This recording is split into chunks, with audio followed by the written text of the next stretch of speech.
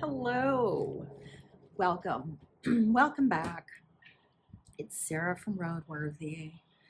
I wanted to uh, sort of share those books that I read in July that I'm still thinking about.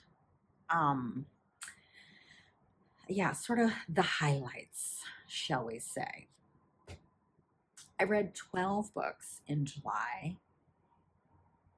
I feel like that's normal for me. I don't know, whatever. Um, but um I when I look, not a ton of nonfiction, a bunch of genre fiction, which feels right for summer just because I'm traveling around, stuff's happening. I don't have a lot of focus, so I got to be able to pick things up, put things down, you know. And I don't know, genre fiction seems to work better for that. I don't know.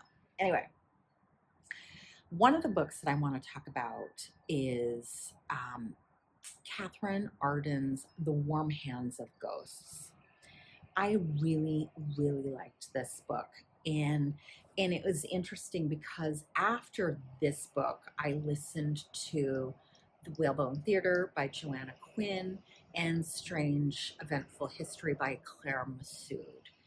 And this Warm Hands of Ghosts was such a better historical fiction than the other two, um, which I was not expecting because Catherine Arden is known as a YA fantasy author. So this is her first adult fiction um, book, and clearly her writing experience shows.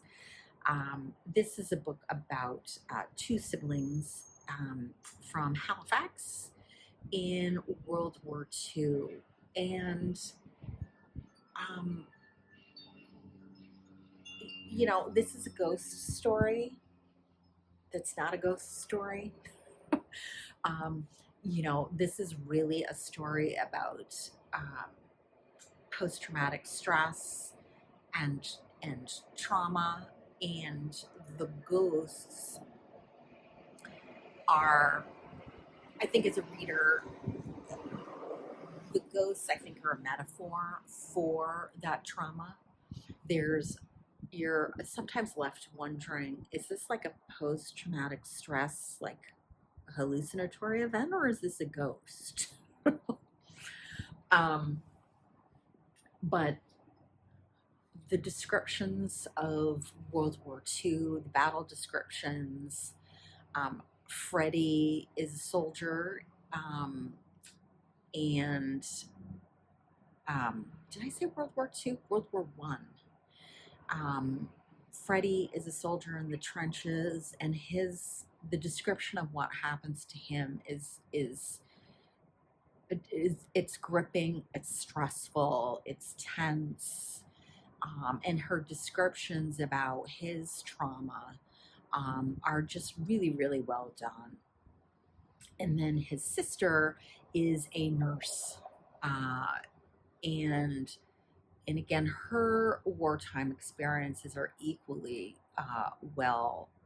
well done, and they're both such strong characters, and their relationship is well described. I was really, really surprised by this book, and I'm more impressed with it now that, again, I've listened to two other um, historical fiction books that I don't think compare, are not nearly as well done.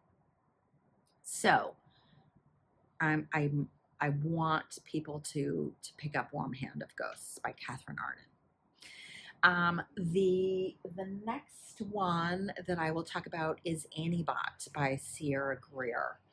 I just finished reading this book, so there may be some recency bias. Um, but just like Warm Hands of Ghosts is a ghost story, not really about ghosts, Antibot is an AI robot story that's not really an AI robot story. um, Antibot is Annie is a sex robot who is owned by Doug. In a year prior to events in the novel, Doug had her programming changed to be autodidactic, so she's teaching herself. Her programming is supposed to be how to please Doug in every way, right? Sexually, in conversation, how she dresses, everything she does is to please Doug. And as she becomes more self-aware and starts to become more and more human, she starts wondering about their relationship, um, her own independence, and her own responsibilities to make herself happy. And of course, that's going to set her up for conflict with Doug. This, first of all, I couldn't stop flipping pages. Doug was infuriating. Um, and I don't want to give too many details away because this was really smartly done. And I think what's so smart is you could make their relationship, it could have been so obvious, right? That Doug, how he treats her. He tells her what he wants to eat for dinner, to clean the apartment more, go work out. This is how I want you to dress. You need to lose more weight.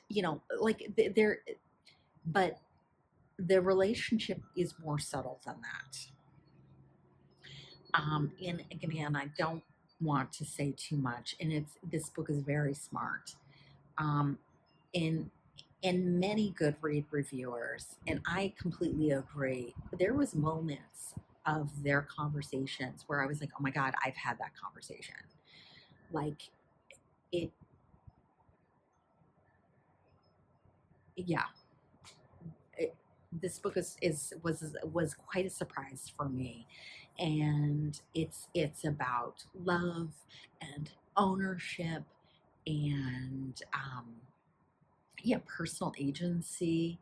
Um, Obviously patriarchy, but it's really really well done. So definitely want people to pick that up. And the last one I'll talk about is The Diviners by Margaret Lawrence. I don't know where I put the book.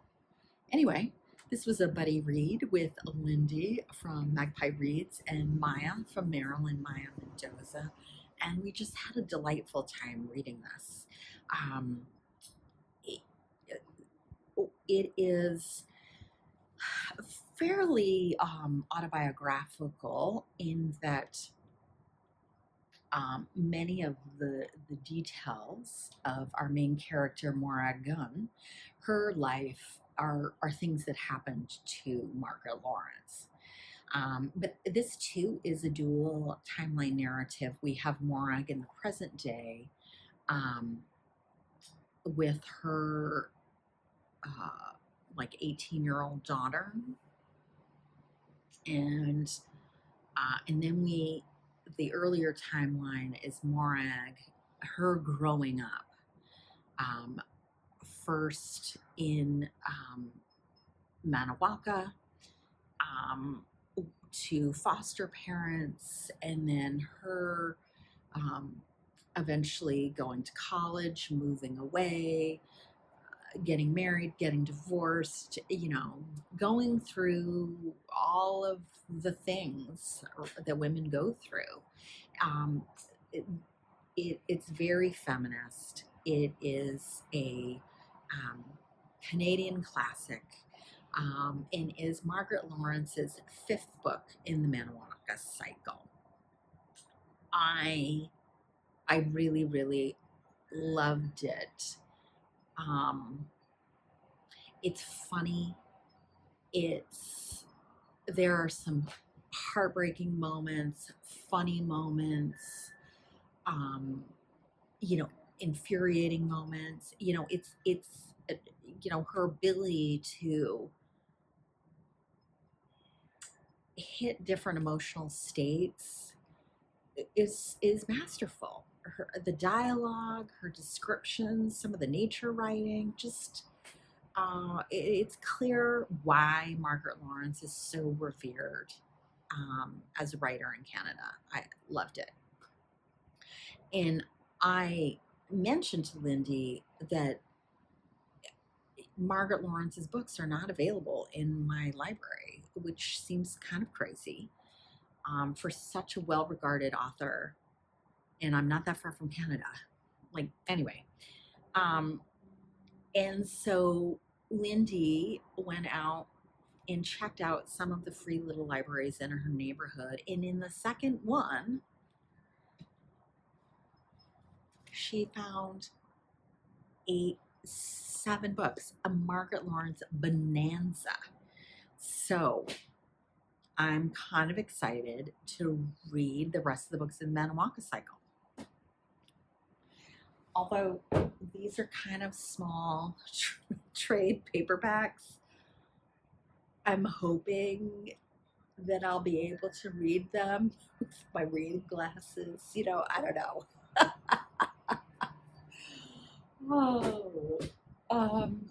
But those are, it's funny. I just mentioned in my last weekly reads, I had finished Mary Lawson's Crow Lake.